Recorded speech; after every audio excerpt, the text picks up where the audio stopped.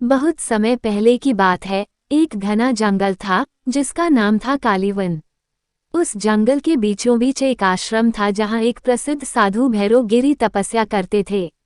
वो बहुत ही ज्ञानी, शांत और परोपकारी माने जाते थे। दूर दूर से लोग उनके दर्शन करने आते थे और उनकी वाणी सुनकर अपना दुख भूल जाते थे। भैरव गिरी का नियम था, कभी क्रोध नहीं, कभी लोभ नहीं और किसी भी जीव को कष्ट नहीं। लेकिन हर साधु के जीवन में एक परीक्षा आती है और भैरव गिरी की परीक्षा अभी बाकी थी। एक रात आश्रम के पास से एक चोरों का गिरोह गुजर रहा था। उन्होंने सोचा कि इस शांत से आश्रम में जरूर कुछ सोने चांदी के बर्तन होंगे। जब सब सो रहे थे, वे चुपके से अंदर घुसे और आश्रम को लूट लिया। भैरव गिरी ध्यान में थे, लेकिन उनकी आंख खुल गई। उन्होंने देखा कि चोर उनकी पूजा की थाली और कई पवित्र वस्तुएं चुरा रहे हैं, चुरा के थैले में भर चुके हैं। उन्होंने उन्हें रोका, लेकिन चोरों ने उन्हें धक्का दे दिया और कहा, तेरा भजन कर लेना, हमें काम करने दे। उस अपमान और पवित्र वस्तुओं के लूट जाने से भैरव गिरी के मन में पहली बार क्रोध जगा। उस रात उन्होंने ना भोजन किया, ना ध्यान, केवल बैठे रहे। और जब सूरज उगा, भैरव गिरी साधु नहीं, राक्षस बन चुके थे। वो एक तांत्रिक के रूप में बदल गए थे। भैरव गिरी की आंखें अब समान ही थीं और उनकी आवाज गूंजने लगी थी जैसे कि किसी गुफा से निकली हो। उनकी सारी शक्ति अब शांति के लिए नहीं, बदला लेने के लिए थी। उन्होंने कालीवन के भीतर एक गुफा में खुद को बंद कर लिया और वर्षों तक तांत्रिक शक्ति साधते रहे। वो अब भैरव राक्षस बन चुके थे, एक ऐसा प्राणी जो दिन में दिखाई नहीं देता, लेकिन रात को जंगल में चीखें गूंजने लगती। गांव वालों ने कहना शुरू किया, जो भी रात को कालीवन गया वापस नहीं आया, एक राक्षस है जो साधु की वेशभूषा में घूमता है। कालीवन के पास ही एक गांव था, सुरवाड़ी। लोग पहले वहां से लकड़ियां, शहद और जड़ी बूटियां लाते थे, पर अब कोई भी जंगल की ओर नहीं जाता था। एक दिन गांव की एक औरत सीता का बेटा मनु खेलते खेलते जंगल में चला गया। सीता ने पूरा गांव ढूंढा, पर मनु का कुछ पता नहीं चला। अगली सुबह उसकी लाश गांव के चौक पर मिली, उसका और वो मर चुका था। गांव के मुखिया ने कहा, अब बहुत हुआ, हमें कुछ करना होगा। उसी समय एक नया युवा साधु आरव गांव में आया। वो हिमालय से साधना करके लौटा था और लोगों की सेवा करना चाहता था। जब उसने गांव की हालत देखी तो उसने प्रण लिया, मैं उस राक्षस से मिलूंगा और अगर उसमें साधुता की कोई बची हुई किरण है तो उसे वापस लाऊंगा। गांव वालों ने रोका, कहा, वह साधु नहीं रहा, वह राक्षस है। पर आरव नहीं रुका। आरव रात को अकेले कालीवन की ओर चला। चारों ओर सन्नाटा था, बस पत्तों की सरसराहट और जानवरों की हल्की आवाजें। वो गुफा के पास पहुंचा जहां भैरव राक्षस ध्यान में बैठा था। उसकी आंखें खुली और वो गरजते हुए बोला, कौन है जो मेरे अंतर्मन की आग को भड़काने आया है? आरव ने शांति से जवाब दिया, मैं साधु आरव हूँ, तेरे भीतर जो बची हुई प्रकाश की चिंगारी है उसे जलाने आया हूँ। भैरव राक्षस हंसा, प्रकाश, अब मैं अंधकार से ही शक्ति पाता हूँ। आरव ने जवाब दिया, शांति की ताकत गुस्से से बड़ी होती है, भैरव गिरी। गुफा के अंदर भयंकर तकरार हुआ, मंत्रों की गूंज, राक्षसी आवाजें और अग्नि की लपटें। गांव के लोग दूर से लाल रोशनी और बिजली की चमक देख रहे थे। लेकिन सुबह जब सब शांत हुआ तो भैरव राक्षस गुफा के बाहर आया, पर अब उसकी आंखों में फिर से इंसानियत थी। वो जमीन पर गिर पड़ा और बोला, मुझे क्षमा करो, मैंने अपने क्रोध में सब कुछ खो दिया, अब मैं फिर से साधु बनना चाहता हूँ।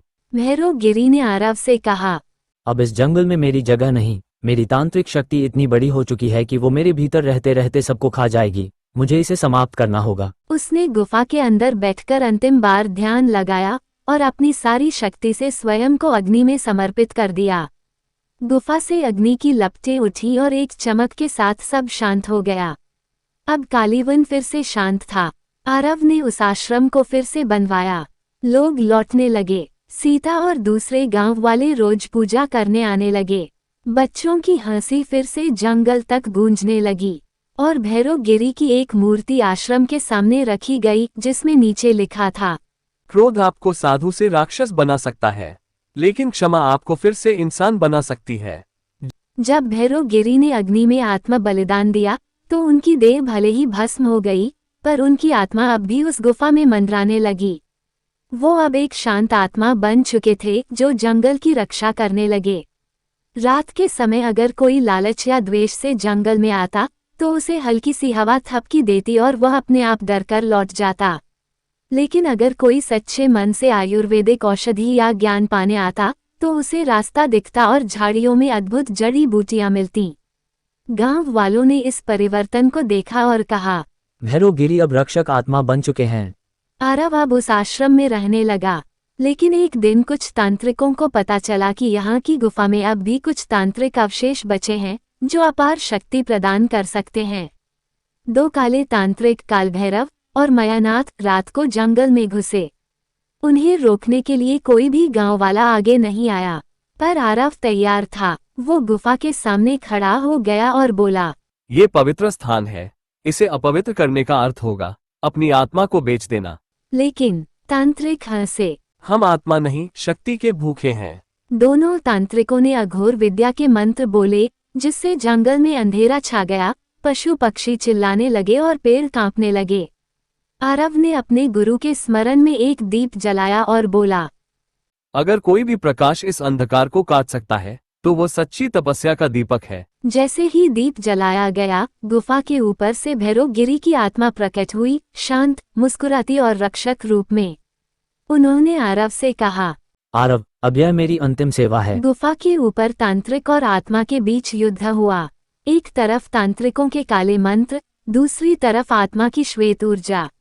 आरव कोने में खड़ा था। आत्मा की गूंज से तांत्रिक कांपने लगे। यह आश्रम अब साधना का केंद्र है, तामसिक शक्तियों का नहीं। तभी अचानक गुफा की दीवार से निकली एक पुरानी तांत्रिक प्रतिमा। तांत्रिक उस पर झपटे, लेकिन भैरवगिरी की आत्मा ने उसे अपनी ऊर्जा से जलाकर राख कर दिया। अब कालीवन को कोई डरावना जंगल नहीं कहता था। वहाँ के पौधे, जड़ी बूटियां, यहाँ तक कि जलस्रोत तक भी अब चिकित्सा और अध्यात्म के लिए उपयोग होने लगे।